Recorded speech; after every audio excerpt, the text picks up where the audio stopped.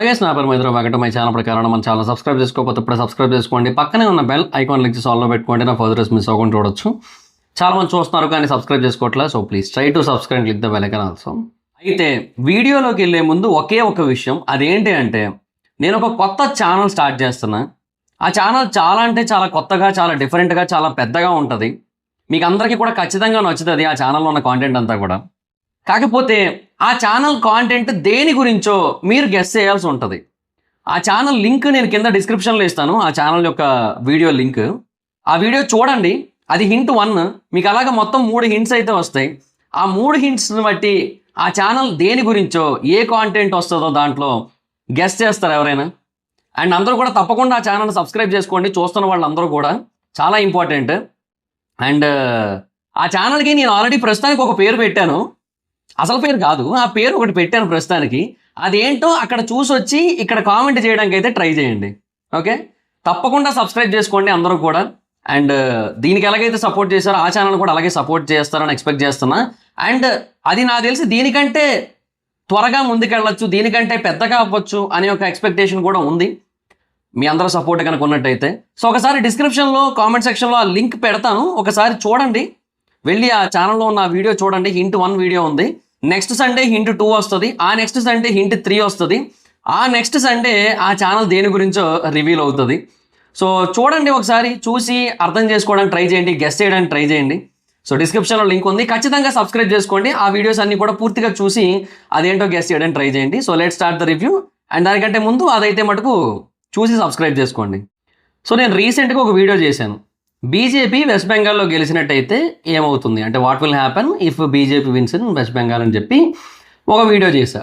So అక్కడ situations ఎలా మారుతాయి, అండ్ తర్వాత పాలిటిక్స్ ఎలా మారుతాయి, ఈక్వేషన్స్ ఎలా మారుతాయి, ఈ ఇల్లీగల్ పీపుల్ రావడం ఎలా మారుతుంది, ఇదన్నీ కూడా చెప్పాను అందులో. ఆ వీడియో చేసినప్పుడు నన్ను చాలామంది కామన్గా అడిగిన పాయింట్ ఏంటంటే what will happen if Thalapathy Vijay wins in Tamil Nadu. So చాలామంది నన్ను కామన్గా అడిగిన ప్రశ్న అదే. సో అందుకని ఇంక ఈ వీడియోలో దాని గురించి కూడా కొంచెం డీటెయిల్డ్గా మాట్లాడుకుందామని చెప్పి మీ ముందుకు వచ్చాను అనమాట. So Thalapathy Vijay TVK Tamizhaga Vettri Kazhagam or Kazhagam నాకు తెలీదు, అది నేను ఇప్పటికీ కూడా ప్రాపర్గా ఏమో అర్థం కాదు నాకు అది. సో తమిళగ వెట్రి కజగం నేనైతే ఆ పేరే పిలుస్తాను, ఎందుకు వచ్చింది. సో ఆ టీవీకే కనుక గెలిచినట్టయితే తమిళనాడులో ఏం జరుగుతుంది. సో ఫస్ట్ ఆఫ్ ఆల్, ఇంతకుముందు ఎంజీఆర్ కావచ్చు, లేదంటే జయలలిత కావచ్చు, వీళ్ళు ఎలాగైతే సినిమా ఇండస్ట్రీ నుంచి వచ్చి తమిళనాడు రాజకీయాల్లో ఒక ఫెనామినల్ ఇంపాక్ట్ క్రియేట్ చేశారో, అలాగా తలపతి విజయ్ కూడా సినిమా ఇండస్ట్రీ నుంచి వచ్చి ఆ లెవెల్ ఆఫ్ ఇంపాక్ట్ క్రియేట్ చేసిన పర్సన్గా వాళ్ళ లిస్టులో చేరుతాడు. సో తలపతి విజయ్ ఇట్లా కనుక విజయం సాధించినట్టయితే నెక్స్ట్ మిగతా వాళ్ళు కూడా పాలిటిక్స్లోకి రావడానికి ఒక బూస్టప్ ఇస్తుంది. మరి వాళ్ళు ఈయన పార్టీలోనే చేరుతారా, వేరే పార్టీలు పెడతారా, వేరే పార్టీలో చేరుతారా అనేది పక్కన పెడితే సినిమా వాళ్ళకు ఒక బూస్టప్ ఇస్తుంది, ఒక మైలేజ్ ఇస్తుంది. అండ్ ఈ సిబిఎఫ్సి ఏదైతే ఉందో బోర్డు కంట్రోల్లో, దాన్ని ఆయన బాగా మారుస్తాడు ఫస్ట్ ఆఫ్ ఆల్. ఎందుకంటే జననాయకునికి బాగా ఇబ్బంది పెట్టారు కదా, దాన్ని మార్చేస్తారు కంప్లీట్గా. సో అది మారుతుంది మొత్తం. సో సినిమాలకు ఇబ్బంది లేకుండా ఉంటుంది, ఎందుకంటే సినిమా పర్సన్ కాబట్టి. అండ్ తమిళనాడులో ఎప్పటి నుంచో ఒక పాయింట్ ఉంది, అదే టికెట్ ప్రైజెస్ చాలా తక్కువ ఉంటాయి. సో వాళ్ళు కొంచెం పెంచుకుందాం అనుకున్నా కూడా పెంచుకోలేని పరిస్థితి ఉంటుంది. So it is very complicated there. So even జీవోలు కూడా పాస్ ఏం చేసి కొన్ని సినిమాలు కూడా హైక్ ఏమి ఇవ్వరు అని చెప్పి ఉంది అక్కడ. ఇక దాన్ని కొంచెం ఆయన సడలించే అవకాశాలు ఉన్నాయి. అండ్ ఆయన బేసిక్గా ఇప్పుడు యూత్ డ్రివెన్ పాలిటిక్స్ ఎక్కువ చేస్తున్నాడు, ఆయన యూత్ కాకపోయినప్పటికీ కూడా.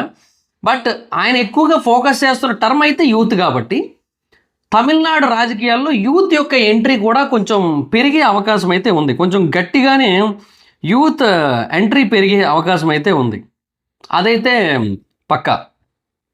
ఒకవేళ ఇతను కనుక గెలిచినట్టయితే ఈ డిఎంకే ఏఐడిఎంకే ఏదైతే ఉందో, వీళ్ళు ఎప్పటి నుంచో వీళ్ళే కదా. సో ఈ పార్టీల యొక్క ఆధిపత్యం అనేది ఆగుతుంది. సో వీళ్ళే రూల్ చేస్తున్నారు. ఈ మోనోపోలీ జియోపోలీ ఏదైతే ఉందో అది ఆగుతుంది ఫస్ట్ ఆఫ్ ఆల్. సో అతను కొత్త ఎంట్రీ ఇస్తాడు. So new generation political shift అనేది జరుగుతుంది అక్కడ, అదైతే పక్క. సో ఇప్పుడు ఈ పొలిటికల్ డైరెక్షన్ చూసుకుంటే బాగానే ఉన్నట్టు అనిపిస్తూనే బాగాలేదు అనిపించే సిచ్యువేషన్లు క్రియేట్ అవుతాయి. ఎందుకు? అతను బేసిక్గా యాంటీ కరప్షను, గవర్నెన్స్ రీఫార్మ్ ఇవన్నీ చెప్తున్నాడు. కానీ బేసిక్గా అధికారంలోకి వచ్చిన తర్వాత కేజ్రీవాల్ లాగా అతను కూడా అధికారాన్ని నిలబెట్టుకోవడం కోసం ఏమైనా చేసే అవకాశాలు కనబడుతున్నాయి. అది చాలా వరకు పాసిబిలిటీస్ అయితే కనబడుతున్నాయి మోస్ట్లీ. అధికారంలోకి వచ్చేస్తే చాలన్న ఫీలింగ్లో ఉన్నాడేమో అన్న ఫీలింగ్ కూడా ఉంది నాకైతే మాత్రం ప్రస్తుతానికి. సో వాళ్ళే అది కరప్షన్ కనుక చేపట్టినట్టయితే ఆయన ఏం చేయలేడు కదా. సో యాంటీ కరప్షన్ అనేది కష్టమే. అండ్ యూత్ ఫోకస్డ్ పాలసీలు అయితే ఉన్నాయి, like jobs, education, digital economy ఇవన్నీ కూడా ఉన్నాయి. అంతవరకు పర్లేదు, బాగానే ఉంది. బట్ ఐఎమ్ నాట్ ష్యూర్, ఏమో ఎంతవరకు కొట్టగలదు అనేది ఈ పరంగా డౌటే నాకైతే. వెల్ఫేర్ స్కీమ్స్ అయితే కంటిన్యూ అవుతాయి, అది ఈజీయే కాబట్టి. ఏముంది అక్కడ కూడా సింపుల్గా ఏదైనా ఒక లైక్ ఏదైనా ఒక ల్యాప్టాప్ ఒకటి సెట్ చేసుకొని జస్ట్ ప్రతి స్కీమ్కి కూడా ఎంటర్ కొడితే అయిపోద్ది. సో అట్లా అది ఈజీ. అండ్ తమిళనాడు పీపుల్కి ఈ స్కీమ్స్ ఖచ్చితంగా కావాలి. ఇవ్వకపోతే నెక్స్ట్ టైం అసలు ఓట్లు వద్దరు. అదొక ప్రాబ్లం ఉంది అక్కడ. సో అది కావాలి, ఇది కావాలి. సో ఈ పాపులిజం ప్లస్ డెవలప్మెంట్ ఈ రెండింటి కాన్సెప్ట్ని కూడా బ్యాలెన్స్ చేస్తూ వచ్చినట్టయితే బాగానే ఉంటుంది. కానీ దానికి వాళ్ళకి కొంతమంది ఎక్స్పీరియన్స్డ్ బ్యూరోక్రాట్స్ కావాల్సి ఉంటుంది. ఎందుకు, ఇప్పుడు వాళ్ళ దాంట్లో ఎవరు కూడా ఎక్స్పీరియన్స్ లేరు, మొత్తం ఇన్ఎక్స్పీరియన్స్డే మోస్ట్లీ. అండ్ ఎమ్మెల్యేలు, లోకల్ లీడర్స్ అందరూ కూడా స్ట్రాంగ్గా ఉండాలి. ఎవరు బెటర్గా అనిపిస్తే వాళ్ళ దగ్గర జంపు కొట్టేలా కాకుండా ఇతని దగ్గర గట్టిగా నిలబడగలగాలి. తర్వాత ఈ అడ్మినిస్ట్రేషన్ మీద కొంచెం క్లారిటీ ఉండి ఫాస్ట్గా పనిచేయాలి. లేదంటే ఏమవుద్దంటే ఇనీషియల్గా చాలా ఇన్స్టెబిలిటీ వస్తుంది, లేదంటే స్లో డెసిషన్ మేకింగ్ అనేది ఉంటుంది. అది చాలా ప్రాబ్లం వాళ్ళకి. ఎందుకో చెప్పనా, బేసిక్గా తలపతి విజయ్ మీద యూత్లో చాలా ఎక్స్పెక్టేషన్స్ ఉంటాయి. యూత్ అనే కాదు, ఓట్లు వేసిన వాళ్ళందరికీ కూడా ఎక్స్పెక్టేషన్స్ ఎక్కువ ఉంటాయి.